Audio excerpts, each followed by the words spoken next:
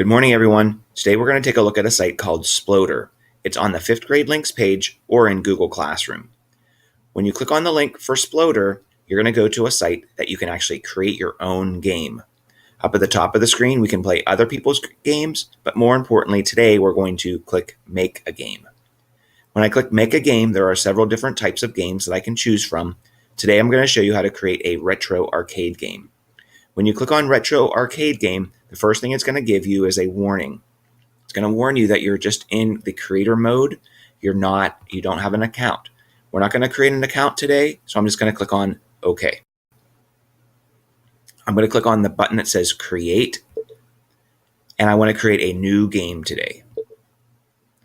Our game has different levels and stages. I need to click the plus sign in the lower right-hand corner to have my first level.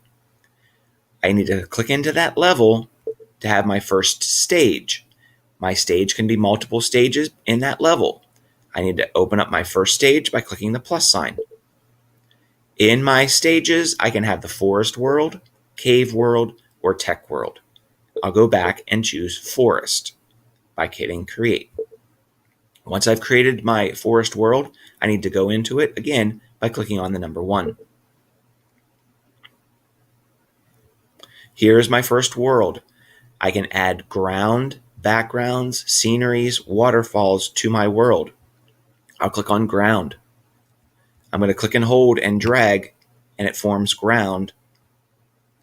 When I go back up to this icon, I can change the ground by swiping across. If I wanted something different, I could click it, go back into my program here, and continue. Now, this is not the end of my game. I can click on the hand at the top of the screen and scroll across. Go back to the paint tool to add more ground. Now, there are more things than just ground for my player to walk on. If I go to this icon again up at the top, I can choose backgrounds. And again, buttons at the bottom mean that I can swipe across. This means that there are things that I can add to the background. These are things that the player will not climb on, but will just appear in the background. Or below that is the scenery. If I click on the scenery, there are different shrubs here that I can choose from, things that I might have to hop over. If I click on one, I'm just going to place them in by clicking. This is what my player will have to jump on. Going back up to the top of the screen again, I can choose a waterfall. If I have an area that's low, I can maybe put waterfalls in it. Going back up to the scenery, swiping across, you can see all of these different things that you can swipe across to. Now, let me just demonstrate a little bit here for you. I'm going to hit the play button, and I'll show you what the player does.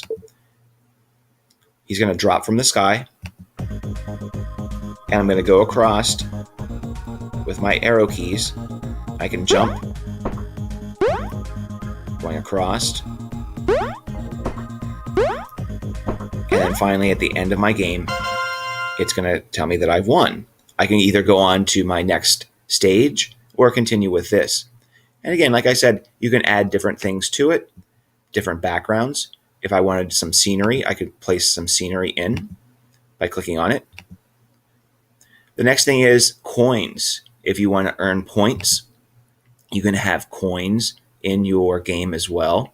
So if I click on the coin, I can have my player pick up coins as he goes by clicking the mouse. There's one coin there, several here as I go. If I click on the coins again, there are different things that make my health get better. Energy levels, there's a magic spell. All of these things are new to me as well. I'm just going to click on the treasures here. There are gold coins and silver coins, treasure boxes, and rings that you can choose from. And again, if I hit the play button at the lower corner of the screen, it's going to make my game come into full mode. I'll click it. My player drops. Using the arrow keys, I can jump up, move across, jump again, get the coins. If I miss one, I can go back. I'm going to go across again until I finish my game, jumping up and down until I come across. What you're going to do today is you're going to work on creating your own game. You can have multiple levels, multiple stages, To go back and add more things to it, you can go back to the arrow, and I can add another stage by clicking the plus sign. So once I go through the forest world, maybe I want to then do the cave world and create the cave world. I can click on the number 2, going to the cave world. Looks like this. You have ceiling and ground in the cave world. You also have backgrounds and sceneries, just like before. I want you to play around with this site today. Try to make the best game that you can. Maybe you can even ask your friend to play it. Have a good day, and I'll see you next week.